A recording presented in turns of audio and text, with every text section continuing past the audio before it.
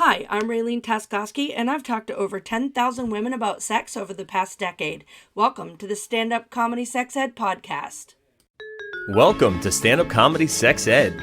It's where you can get questions answered like, how long does it take the average man to orgasm? and, How long does it take the average woman to orgasm? and also, why is it so hot in here? audiences agree it's brilliantly funny. Raylene makes sex ed fun. This show is entertaining, factual, and relatable. There's nothing worse than being halfway done with sex and feeling your vagina shut down on you. You've got to see Stand Up Comedy Sex Ed. I am ready to go do that comedy show. Hey, everybody, and welcome to the Stand Up Comedy Sex Ed podcast hosted by Raylene Taskoski and some other guy, girl, guest, or guru. And today's guest, guru, and gal is Sophia Wise One, who is the host of Vagina Talks and Medicine Caller podcast. Welcome, Sophia. Tell me all about you. All about me? Oh my goodness. Like where does everything. one start? Everything. Okay. Well, I have a cat. Her name is Honey Bear. She's not living with me currently. She's living with my dad and his wife. And I've been nomadic and I really miss her. And I feel like that's the most important thing for you to know. It's the so most now that important thing for her to know. I really miss you, Honey Bear. Please forgive me. It was never supposed to be this long. Okay. So I'm like Philly born and raised, like actress, storyteller, singer, performer, over the top, too loud, too fucking sensitive, like all the things.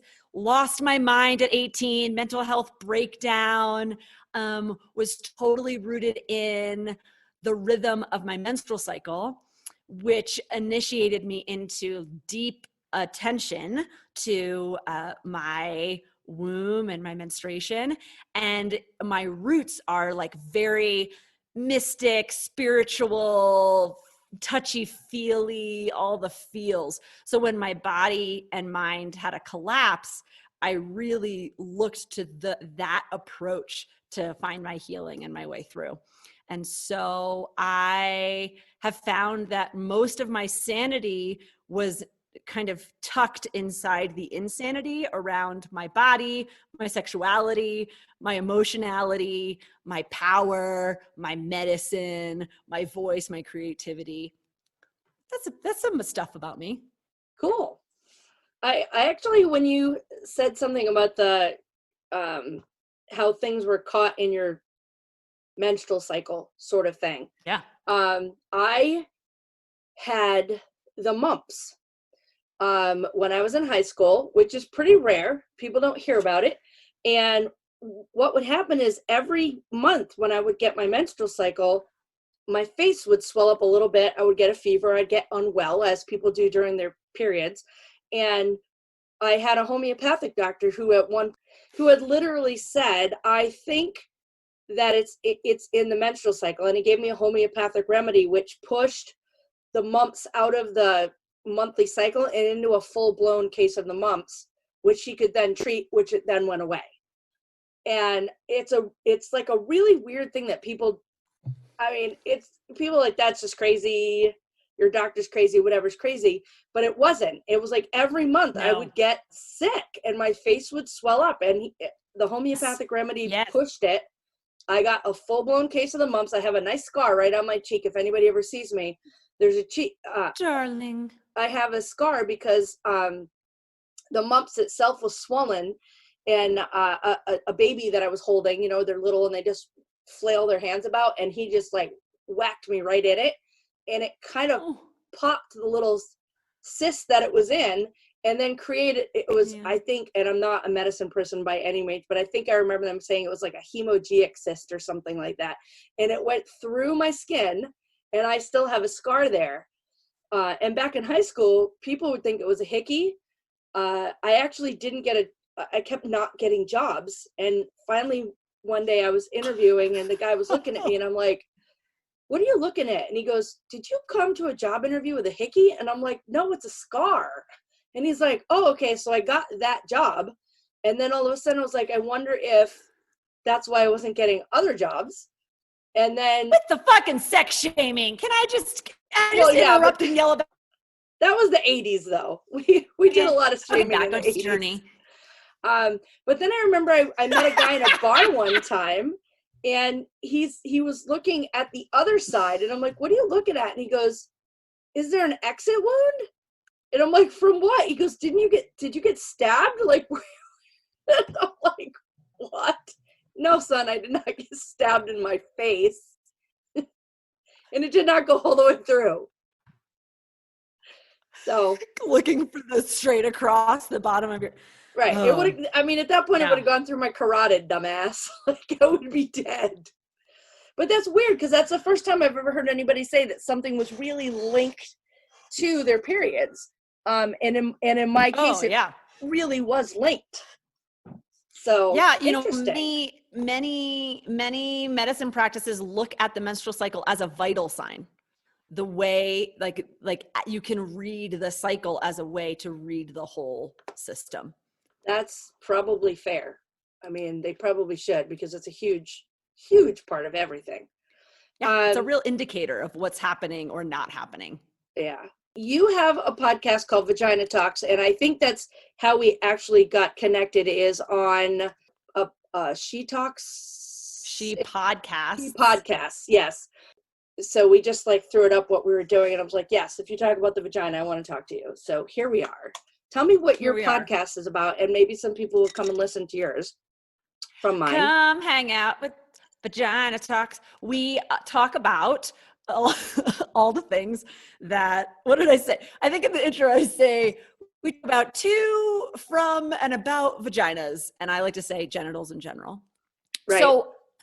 So I had all this stuff, menstrual stuff, and then I came into this like deep red tent, menstrual blood witch, like magic healing, spiritual practice rooted in my menstrual blood. Who's with me? Anybody with me? Everyone's like, what is happening right now? Who is this person? She said menstrual tent. I'm leaving. Yeah. So like really standard for me. I forget that I've been doing, you know, I've been having this really intimate relationship with my menstrual cycle now for, you know, all that stuff blew up, and I had to start tracking and really paying attention to that stuff in 2004. So what, 16 years? It's like really standard for me. And I really forget sometimes that people are like, it's all like a little bit new or sketchy, but so, and then I had pelvic pain for 6 years. Oh. And yeah, that was vaginismus or painful sex. People, these like things of just being like, my pelvic floor went into spasm. And I say I was a walking around Ani DeFranco song, early Ani DeFranco. And just a gaping wound between my legs, you know, and that's when I got into, I've been trained as a body worker already for a decade at this point, but I went and became.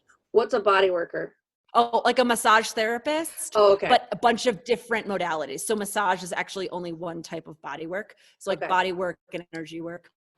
So I'm currently trained in over 20 different modalities. So different ways to touch and interact with the body and the physical body and the subtle body, energy body systems. So thanks for asking. So I'm trained in all of these different ways to interact and help the body rebalance, come into, you know, optimization is a word I love to talk about, kind of really optimizing an opportunity for healing or enlightenment or self-awareness, relationship betterment, right? When I started having pelvic pain, I had this realization that there was this one part of my body after over a decade of doing body work that had never been touched. And it was my vagina and my anus. It was like, literally, I've had body work in my nose, in my mouth, in my ears, like in my armpit, like behind my knee. But this 4 inches was like, no, you can't touch that. And I was in extreme pain. And I had a partner at the time and was like, this is not their job. You know, like this is not fun times with partner. This is like, I need fucking help. So I called my friend who went to Burning Man and had come back from Burning Man and told me about this like wild healing experience. And I was like, yo, you're the only person I know. What do I do? So she handed me this book by Tammy Kent, The Wild Feminine. And Tammy Kent came up with this process called holistic pelvic care. And it is intravaginal therapeutic, restorative breath and bodywork techniques to restore the pelvic floor and womb energy. And so I studied that work, and then I went and studied with Tammy Kent, and then I've integrated her technique into kind of my larger technique of healing and facilitation.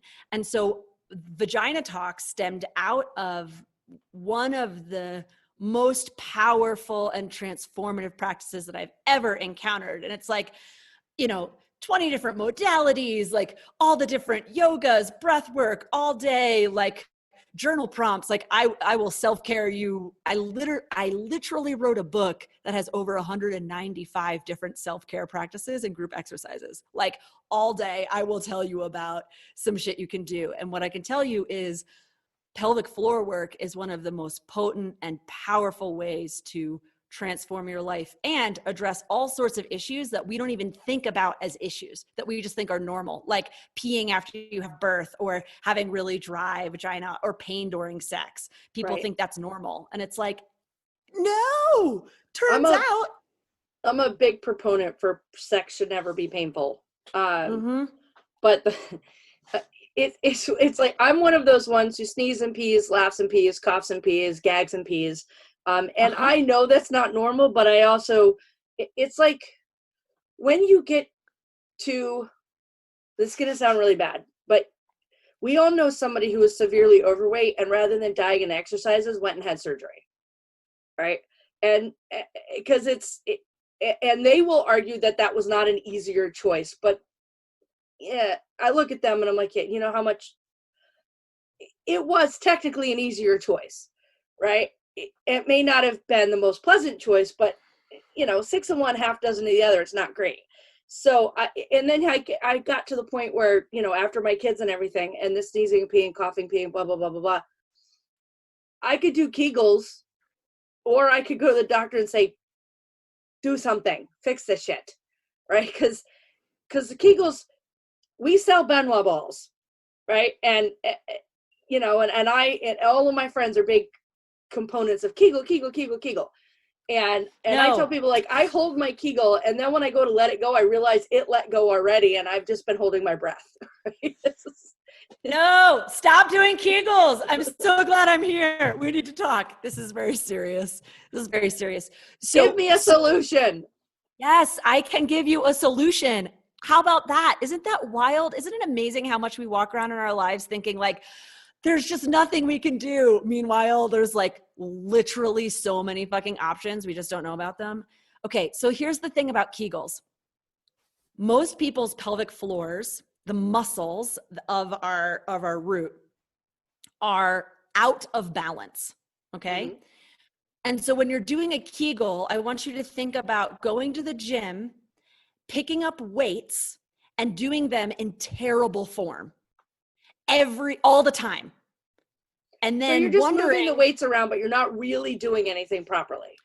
No, I've seen those people at the gym. That's right. And in fact, what you're doing is you're perpetuating misalignment and you're worsening imbalance. That you will literally true. Damage. You will increase the ways in which it's out of balance and not working. So your tight muscles will get tighter. Your weak muscles will get weaker. Okay.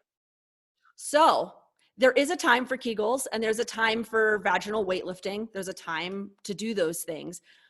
It's not most of the time for most people in our culture right now. And I know this from literally doing work on people's bodies. Kegel assessment. Most people do a Kegel assessment if they have ever had a Kegel assessment. It's a singular assessment with either 1 or 2 fingers inside, a squeeze, and that's it. Tammy Kent teaches a quadrant assessment. And that's when you put a finger or 2 inside, you press in 4 directions, forward, side, the other side, back, do Kegels, and see where are you engaging, how is it engaging. And very, very rarely are people who are having issues having balanced engagement. One place it's really not engaged, the other place it's like hyper engaged, the other place is like not there at all. What I know from doing all this work is that massage therapeutic massage that most people are not weak, they are tight. And they are not just tight, they are out of balance. And that it is actually the misalignment that creates the inability to create stability, right? Okay. So it's like you're always holding with your left side, and so your right side is just kind of hanging out to dry, and then your ability to support the bladder is unbalanced, right? It's like fly, like everything's like messed around. So I have an episode on Vagina Talks where I talk about doing pelvic floor massage on yourself. I also have a course in which I guide people through doing pelvic floor massage on themselves. And also you can find a pelvic floor physical therapist or holistic pelvic care provider, someone who can do the work of assessing and then actually releasing the tension so that you can bring the tension down and then find out what's actually weak and what's actually strong. Most of the time when I do work on people, it's not that they're weak, it's that they were holding tension. You can't engage a muscle. It's like, if you're listening, just like pull your shoulders up to your ears and then try to pull them up to your ears. Right. No, right? You have to drop them, and then you can roll them, and then you can tone them, and then you can use them, but you have to figure out how to let go. At the same time, a lot of the places in our pelvic bowl or our root, our pelvic floor, are not engaging because they are holding emotional patterns that are very uncomfortable. One of the things that I often kind of describe about in our body doesn't lie. Our body always tells the truth, and it tells the truth about its experience. So not like maybe the truth, like some always true for everybody, but true for yourself, like what it is. And so the body is holding this knowing, and for a reason, And so a lot of the time, almost all of us are walking around with some sort of root trauma, either from our child. We are living in a war and rape culture that we can't really navigate interacting in this world without being bombarded in some way that makes our base root needs go like, that doesn't feel great, Right. Let alone any actual trauma that a lot of people experience. And so it can be sexual trauma, it can be emotional. The root, the pelvic floor, often holds the most base mothering, fathering, caregiving, right to be alive. People who struggle with eating disorders or suicidal ideation or suicide attempts, you're often going to find, I'm talking like the deep stuff. I say the deeper the muscle, the kind of that heavier the shit. Like you store the stuff you don't want to touch in places you don't go often. And so if you're not really embodying, and so if you're not in your presence, in your root, it's a great place to store the stuff you don't want to think about. It's far away from your head and it's there. So then when you go to engage, we avoid really being connected. And I think a lot of people experience this when they start to have really great heartfelt sex. They meet someone new, they feel really safe, they start to have fabulous sex, and then it's like all these feelings come up and all these fears come up and all these all this stuff comes up, and it's because literally they've been holding this stuff in their root, and then it comes falling out. And the cool thing is you can do this proactively, therapeutically with yourself or with support, so that it doesn't just spill all over your sweet lover who is wondering why you're crying after you just had a great orgasm. Right. Saw the crygasms. Love them. They're very relieving. For sure. You're just nothing wrong with that, but just, it's like share the load is how I feel about it. Share the load.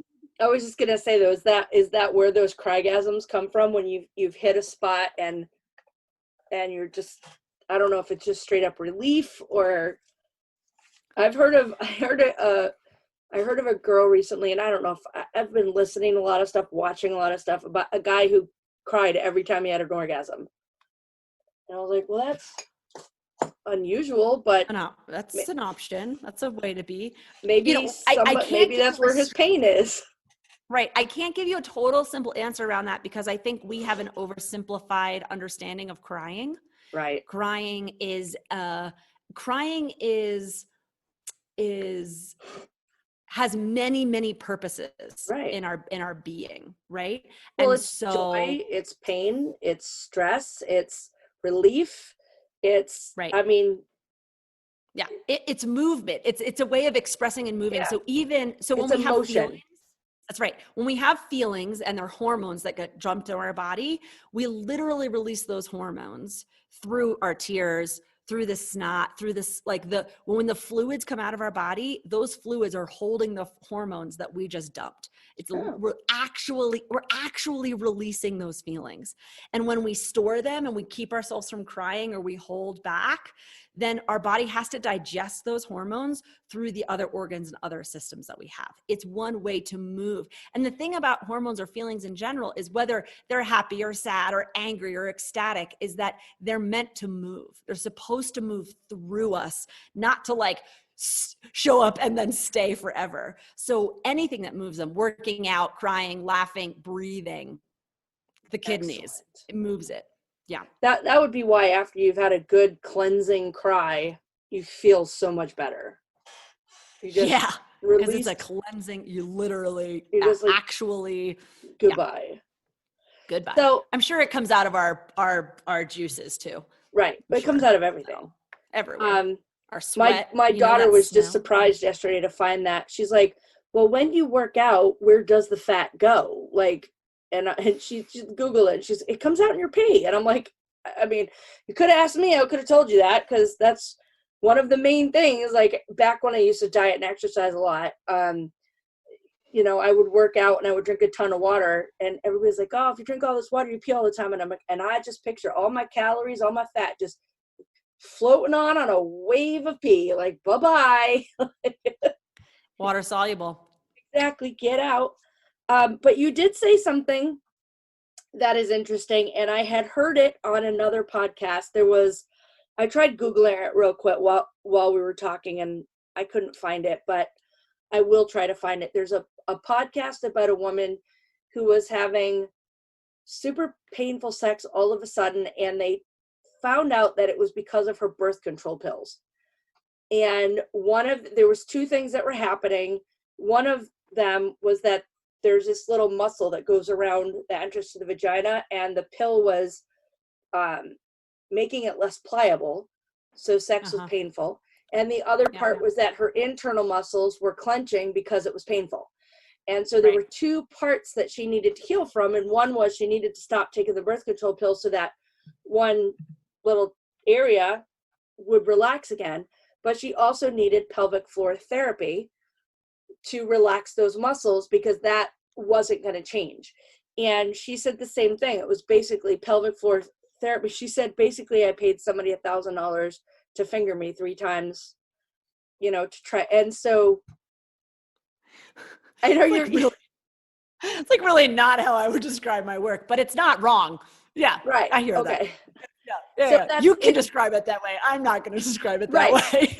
But but just so people are clear, when we're talking about the pelvic floor therapy and the pelvic floor massage, you or someone else is massaging your pelvic floor. I'm putting my hand or a tool inside your vagina, going through the opening. And then I like to say, hang a left, you hit the left hip, hang a right, you hit the right hip. You know, it's like you like swing up, and that's the urethral sponge. That's all that tension, that front anterior. There's all the musculature. There's the vaginal tissue. Pelvic floor work. One of the reasons I wouldn't call it fingering is because pelvic floor work. No, it's totally fine. Yeah, I'm serious. Like when people call me the sex toy lady, and I'm like, that's not right, but like, okay, sure. Whatever. Because many physical therapists are working specifically with the musculature and the connective tissue, not the erectile vaginal tissue. Right. Which, if you're not a body worker, if you're not someone who works on someone's body, you might not understand those differences. But it's like the difference between when someone's like touching your skin and when they're touching like really your muscle, or whether they're pressing through and touching your bone. That as professionals who touch bodies, we decipher between those things. Now, when I do the work that I do now, I learned, therapeutic pelvic floor work years ago now, and it's really integrated in. I will work on any layer of those tissues if I'm finding a bind, a physical bind, or an energetic bind, a hold in there. So whether it's surface connective tissue, or that erectile sponge tissue, or the musculature, or the tendons or the things, like all of those things that, you know, I come from a ceremony medicine base that isn't so like medical pelvic floor oriented, but pelvic floor physical therapists are specifically going to be looking at predominantly the musculature and the connective tissue that's happening in that space, and helping those release tension and strengthen and then reorient so that they're in proper alignment. My daughter, after she had her first baby, she had to go to a pelvic floor specialist and have the therapy done because her vagina just wouldn't work properly after the first baby. And so she had to go have pelvic floor therapy. And she basically said, you know, like, weirdest thing I ever did, but it worked. And I wish more people were aware that existed, because there's a lot of women who have problems, especially after having babies, where and she said one of her problems, and this probably goes right into what you said, she for some reason wasn't, I wish she had told me she was doing this, because I probably would have told her not to. She did Kegels every single day of her pregnancy. And I was like, why are you strengthening the muscle that needs to relax to let the baby out? Because that's like, people say that, and it's like, no. She had an app, and she just did her Kegels every day, and she tore like crazy. And then the doctor afterwards was like, what'd you do? And she said, you should have not done Kegels. You literally, none of this would have happened. Coconut oil and massaging, lavender baths, Epsom salt, stretching, relax that area, fucking, get some good penetration up in there. Right. Relax. Yeah. Relax. Tightened it all up. Plenty strong enough. If you can stand up straight and walk around, actually, probably your pelvic floor is strong enough to do any of the things that you need to do. Have a baby, carry some stuff. If you need to be strengthening something, for most of us, it actually has to do with our abdominal muscles to be able to hold it up, and our pelvic, and relaxing, softening the pelvic floor through our thighs and our sacrum, making that a softer place, because it's usually carrying all the weight and the tension anyway. Most of the time, strength is not the issue. Yeah. So she did have to go and do that. And darling, I'm so glad it helped, and that she knew about it. So many doctors don't even know to prescribe it for their patients. Yeah, her doctor told her, and it helped. And it helped, as evidenced by the fact that she has 2 more of them now. She has 3 children now. So, and I don't think she's had the same problem with the other 2 she did in the first, because she learned. But honestly, when she told me that afterwards, I was like, why were you doing Kegels? Don't do Kegels when you're pregnant.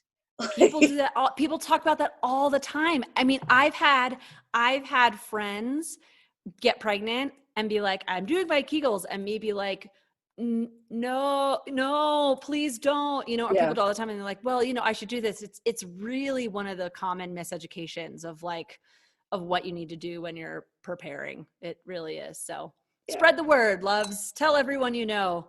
It's just that Kegels are like it's like for a few minutes. I talk about Kegels and reverse Kegels, pulling in and pushing out, are incredibly useful for if you're connecting them with your breath, is really useful for releasing. We're talking about that, like emotional stuff that's stored there. Really useful for increasing your posture, getting your presence of mind and your connection. Really good for circulation. Doing Kegels before having sex can be really good for a few of them, with some big breaths, can help you get circulation going down there. Those are the places. Meditation, those are the places that it's useful. This aggressive, I need to be tighter, is let it go. Just let it go. Just let it wash. Just let it wash. Just let it wash away. Let it go. Let it go. Sorry. Let's throw some Disney in with our vagina talk. Why not? Any chance. I'm obsessed with Frozen, the whole series. So not a problem. She's a witch. It's a story about repression of feminine power, and it's so good. Exactly. We could really go off rails here, but I'm going to stay here. Stay. Focus. So what's your favorite thing to talk about in your Vagina Talks? What do you think is the most important thing women should know about their vaginas?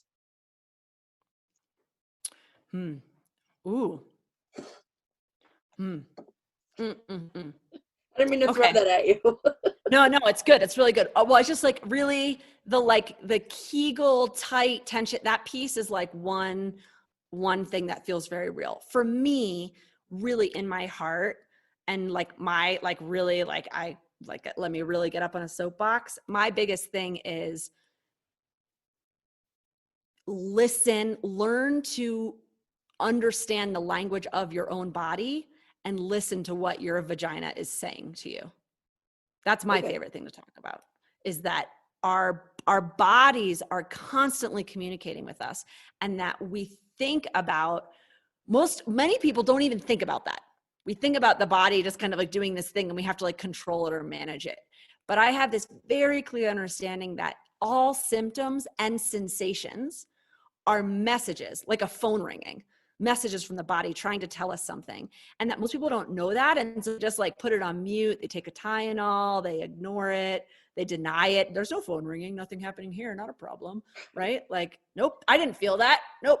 Did you feel that? Nope, I didn't feel that. You know, that there's that. My tooth doesn't hurt And that, right now. This jaw you does know, not hurt. I am definitely not going to go to the dentist and spend $1,000. right. Or like what you were talking about, just being like, it's not happening every month that I'm getting these weird symptoms with my menstrual cycle. That's just a weird thing. I'm just weird. I'm just broken. It's just, it'll pass. And I have this understanding, very clear understanding, that those are deep wisdom that is asking for our attention. And so learning how to pick up that phone, and when we first pick up the phone, it often sounds like gibberish or a foreign language. We don't even understand what it's saying. It's like, okay, you've got my attention, but like, what does it mean? And the biggest thing that I really want to encourage people is that you can learn the language of your body.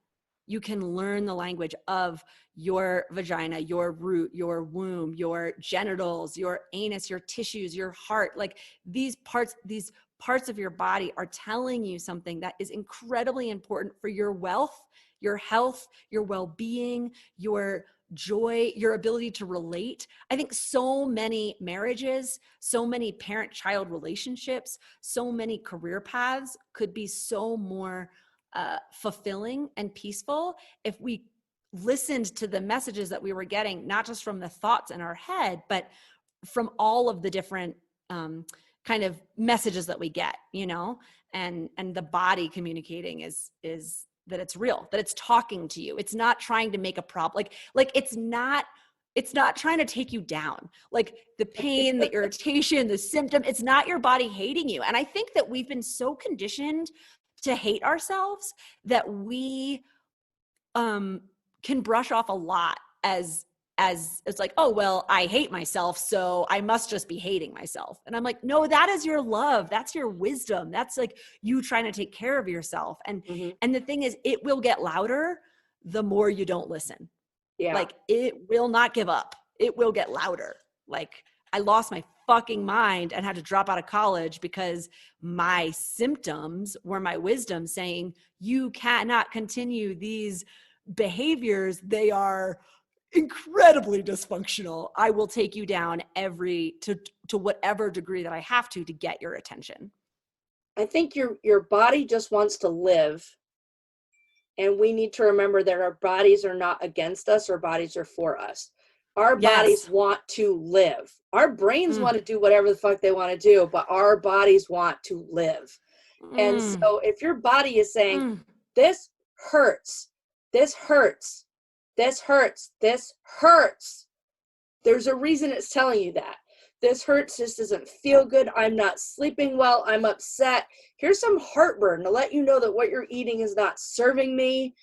I want to live, and you are fucking this up for me. Right? Totally. And like what we're eating, right? Like sometimes we're eating, organic salad with this imported vinaigrette, and the company that we're keeping is someone sitting across from us while we're eating this food saying nasty, horrible things about us subversively, or talking about our family members as though they're horrible things. We're eating that. And if you get heartburn while you're eating the right kind of food, my question is, what else are you taking in that your body is saying, no, I will literally send acid to protect myself from taking this in any farther.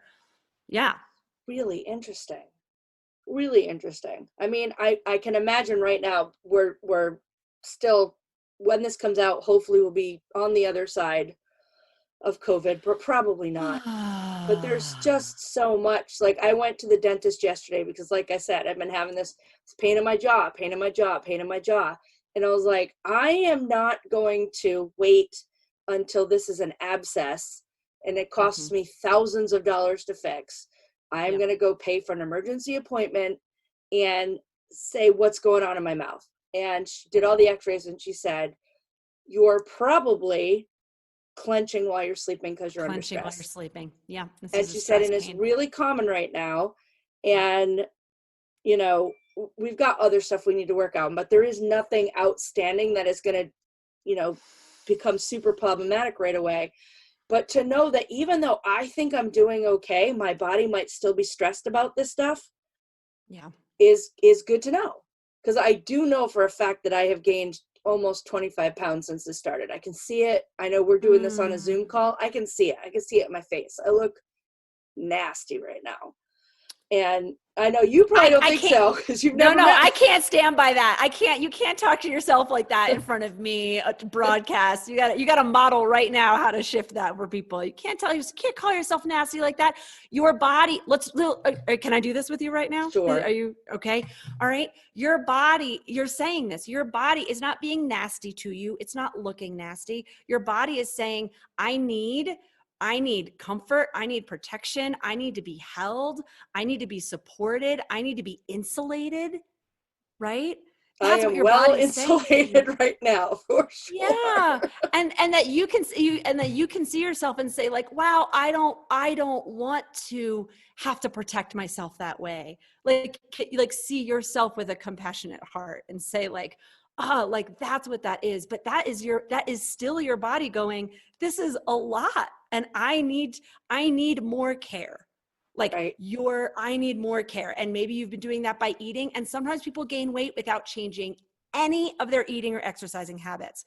And that is real. Sometimes people lose weight without changing any of their eating and their exercise habits. Can and I that's sign because up for that body,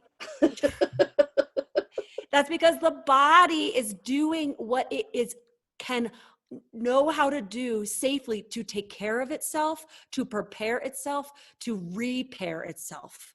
It's really doing its best. And so for you to say, okay, I've gained weight, I'm insulating, I'm clenching my jaw, those are very clear indicators that your being is needing more emotional care than it's been getting. That's all that means.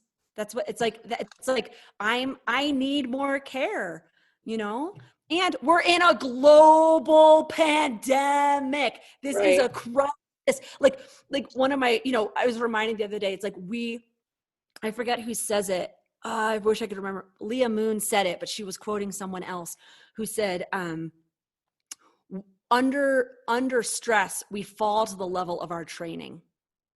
Right? In a crisis, we fall to the level of our training. We go down to what we've really ingrained in ourselves. And so I am sure there's a lot of ways in which you have been taking incredibly good care of yourself, your partner, your work, like that there are ways in which you've cultivated care and love and pleasure in your life. And those have sustained you in this time.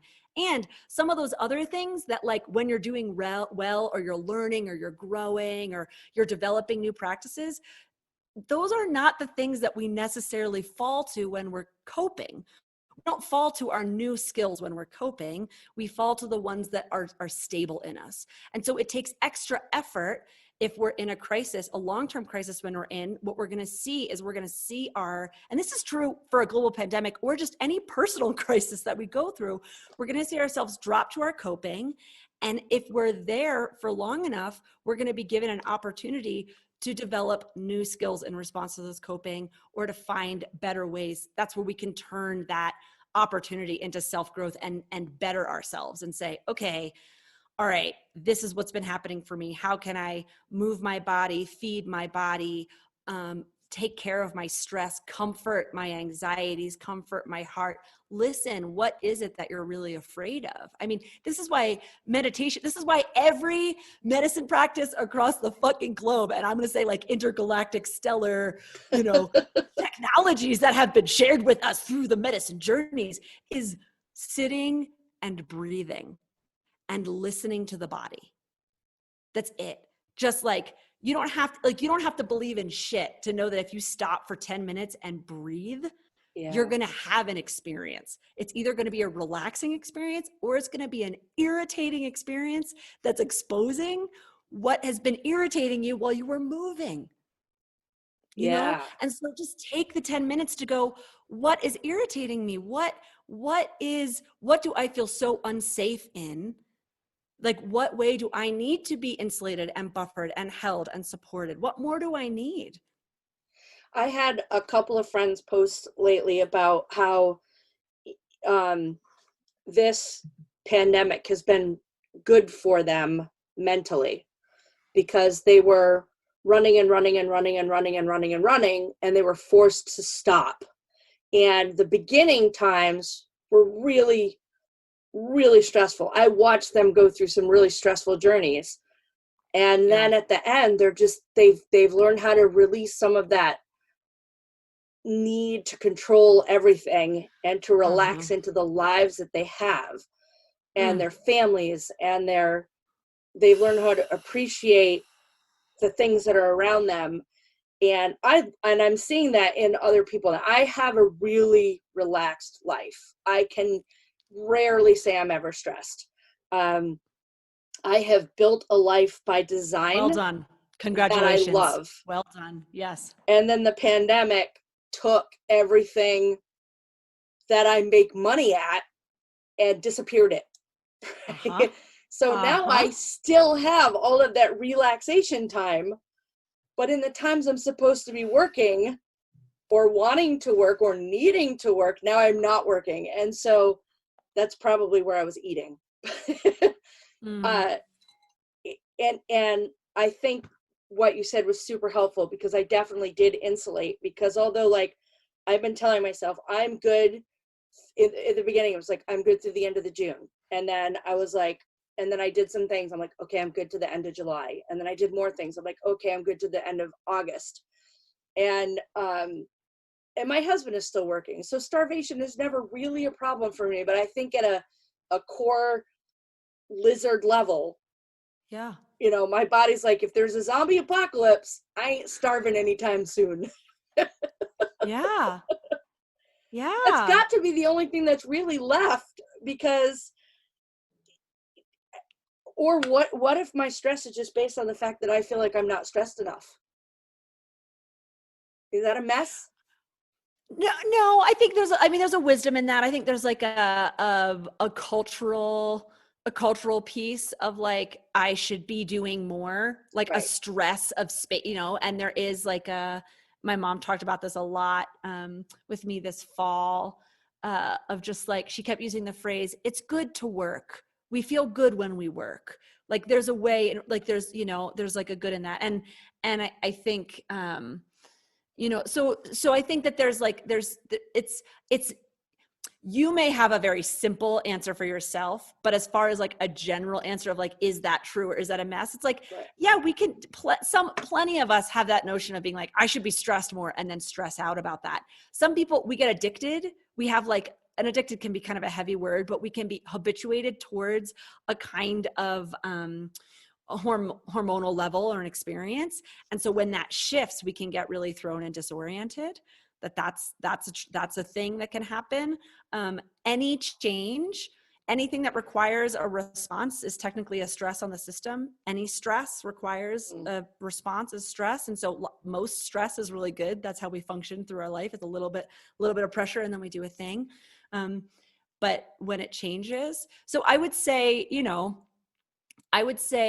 looking at that base level of providing for yourself, feeding yourself, safety, control. I imagine all of those things are, you've worked really hard to make a life you like and love. And that was taken away from you. like through circumstance, and you've done what you can to continue to do your work, to share your message, to make money, to do the things. But, I think there's also just an aspect of like, in my book, literally in my book, it's like, did you do a grief ritual? Like, did you have a moment of, did you sit down and light a candle or drink a cup of tea and say, these are all the losses of these 3 months that I lost? Like, I was going to go here. I was going to see this person. I was going to hold that baby. And like, I'm Gonna not go on that cruise. going to go on that cruise. Like, and it's okay that they're joyful things. And it's okay that many of them you'll get in another incarnation. And it's okay that your life is good and privileged in the state that it's in right now. And that's still a loss. And so if you didn't give yourself your body and conscious self a space to really honor that loss, then your unconscious and your physical body is going to be processing that in the ways that it's allowed, which are silently. Wow. That actually makes so much sense, because I feel like every single thing that I would be upset about right now is a hashtag first world problem. And then, I feel bad because I'm upset about not being able to go on my cruise, or my daughter not getting her internship and this other stuff. And then on the other hand, I see these long lines of people who are waiting to get food. And I'm just like, you're an asshole.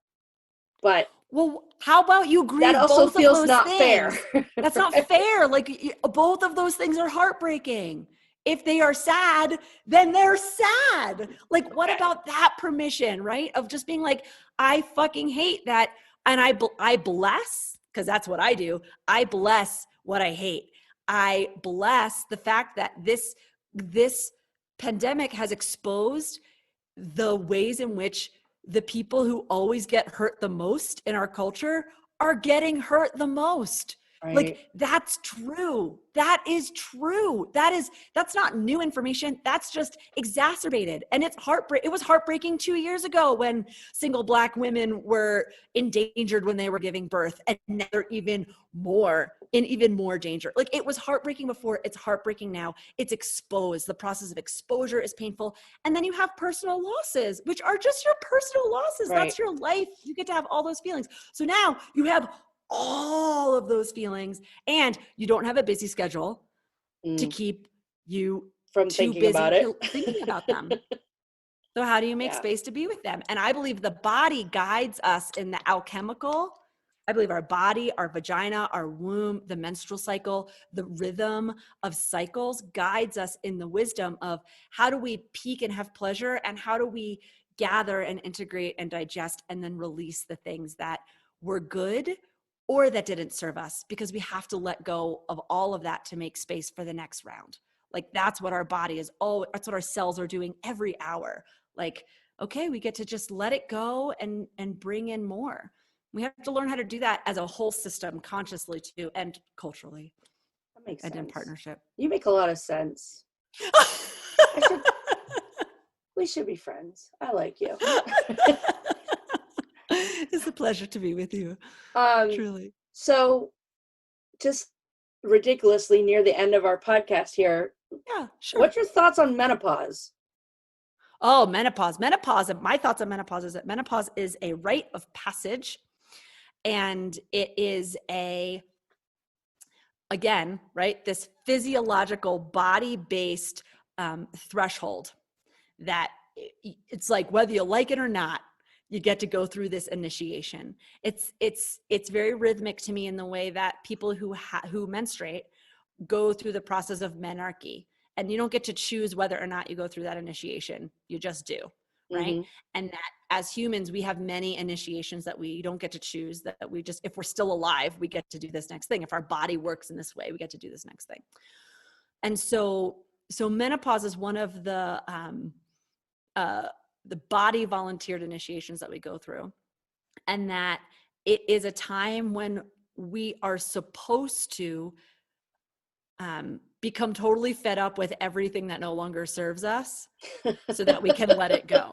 We're supposed to. It's the transition of the mothering, caregiving energy. It's into the wise woman or the green witch or the it's like many Crone. names for it. Right. So yeah. So Vicky Noble teaches the 5 phases. So there's the maiden, mother, crone, and Vicky Noble teaches maiden, lover, goddess, mother, wise woman, crone. And so crone is really in that paradigm, crone is that bridge between the worlds. And so it's really that deep seeing infinite self. And the wise one is similar to the lover goddess in that her purpose is not for others. Her purpose is for herself and inherently is of service to others when she does that. When she is in her own rhythm, she will be of service. But her job is to, that's you. That's me. That's you. And so it's right and appropriate that we have fiery anger. It's anger and frustration and disappointment are some of the ways that we separate from things that we have a hard time separating from. And so it can be hard to give up the role of mother, caregiver, important centerpiece in someone else's life. That can be hard. It can be beautiful. For some people, it's not hard. For some people, they step into the next phase and they see their worthiness and they see their pleasure and they see, postmenopausal women, bodies, specifically postmenopausal bodies, can orgasm. Sometimes statistically it's like 7 times more like easy. It's just like the body just can totally angle towards pleasure in a whole new way. But we're culturally told that she dries up and there's nothing to be had there. And it's like, no. She just has it real different. She has it real different. And she gets that pleasure and joy when she lets go of what she was. And menopause is the threshold, is the gateway in which the body releases the roles, the responsibilities, the biochemical attachments and the roles and responsibilities, and then comes new. And so the trueness of ourself comes through in a new way, and how we share that comes through in a new way. I was just thinking, it's that moment where you're like, I can't get pregnant. Put a D in me. That's yeah. Like, exactly. You don't have to think about it. You don't have to think about a pill. You don't have to think about a condom. You don't have to think about anything. You're just like, I'm done. No, you're not ovulating. You're not menstruating. You're just like, grab that coconut oil. I am ready. Massage me and tell me that I'm brilliant and I am the reason why everything worked for the past 35 years. Babies that we made, and That's they're right. adults, and they're amazing, and I did that. And you. That's right. But I mean, I did that. I did it. Worship me, lick me, leave me alone. I don't want to hear about any of those. I'll tell you when. Yeah, I'll exactly. send you a signal. I'll light a candle. I'll let you know. I'll flip the sign on the door. One of the phrases in the medicine world of this time is the wise blood lives inside. So the wise blood being that menstrual time, that deep communing, meditation, kind of moon lodge, that space. The menopause bridge takes us into a time where the wise blood lives inside. And so you are always holding both the power and the potency of the menstruation and the power and the potency of the ovulation inside yourself. You're holding that. It's there. It's powerful. This was super interesting and way different than I thought it was going to go. But then again, every podcast has. Right? I know that feeling. So I'm looking through. I like to end all my podcasts with a game. It is a game called Things They Don't Teach You in School. It's not a game, it's trivia. Things They Don't Teach You in School. It's a crazy mix of fun facts, random trivia, and totally useless knowledge. So our weird sex question of the week, I'm flailing through because I try to. Hold on one second. You can do this 1 second. I just need 1 second, and then you'll have my full attention for this. That I can take a drink because all this is going to be edited. Great. I have another appointment right now, and I'm just going to let them know that I need another 5 minutes. All right, we're done in like 3 minutes. Sorry. Yeah. No, it's totally fine. I didn't tell you it was perfect. I loved it. Okay. Okay. Perfect. Okay, I'm back. Okay, so the weird sex question of the week is, according to experts, how long does a person need to be with their partner before they reach the peak of their sex life?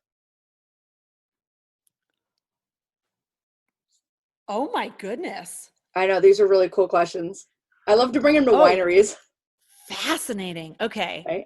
How My long brain does is going a like person need to 3 be with different their partner places. before they reach the peak of their sex life? I want to say something like either 2 weeks or like 7 to 14 years. It's an average of those two. It's 4 years. 4.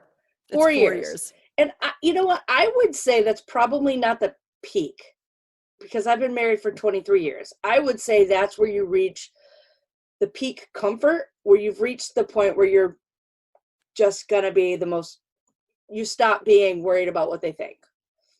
Because I would say, after being married as long as I've been married, the peak was not at 4 years. I mean, the peak was like 3.5 weeks ago. What the fuck? It was. I was gonna say, I was like, no. We learn and do things, new things. Maybe if you got divorced at 5 years. You know what I didn't say? I was like, it was like it's either 2 weeks, 7 years, or 30 years.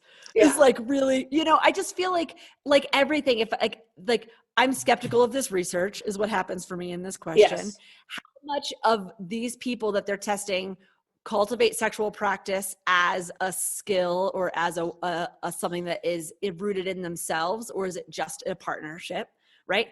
Because my sexual peaking is going to happen until the day I go off this planet in cycles, right? Because I just in cycles, because I just went through a chapter of the shit was shut the fuck down. Right. But I'll tell you what, it'll come back online. And when it comes back online, everything that I learned and healed and grew in myself is going to enrich my ability for vitality, intimacy, openness, trusting my body, all of those things. So I understand that 4 years feels like a solid time for like a relational stability, but then peaking is a bizarre, that's like if you stop. I think most people get to that level organically, and then they think they can hang out there, and they think that's like I don't know. This actually doesn't bode well for long-term marriages. If you think the peak of your sex life is going to be when you're 4 years in. I don't buy it. Who the hell would want to be married longer than 4 years? I want to know. This research was ran by men. Was ran by men. That there is a peak. A peak to your sexuality is a masculine framework. I'm going to say a patriarchal framework, that there's a fucking top. It's a cycle. If you're not dead, the game's not over. Right. I think maybe. You have yet to have the best sex of your life. I think maybe when they did this research, they weren't looking at people who are in really, really long-term relationships. Because there's definitely plateaus, there's definitely dips, there's definitely days you're like, or even years where you're like, why am I here? And then all of a sudden you're like, zing, and you hit a new level. So yeah, it's a fun question to bring up, but I don't think that one is true. So tell me, Sophia, good conversation. Yeah. Where can we find you? Come to me. Come to me, darlings. You can find all my like wild adventures, my live events that will be coming, my Patreon, my podcasts, my blog, my newsletter at my website, sophiawiseone.com. You can find all of those things there.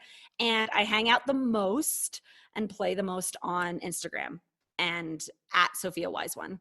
But I'm on all the socials at Sophia Wise One. So, but come to my website, get connected, sign up for my newsletter, come join my Patreon, get in on the goods, and just, be part of the convos. Would love to have you around. Lots to talk about vaginas, which makes me happy. Yeah. You can find me on Instagram at Stand Up Comedy Sex Ed. You can also find me at Stand Up Comedy Sex Ed. And I've set up a Facebook group just for this podcast, so you can participate in polls, ask questions politely, share an alternate point of view, and generally let us know what you think of this episode and any other episode.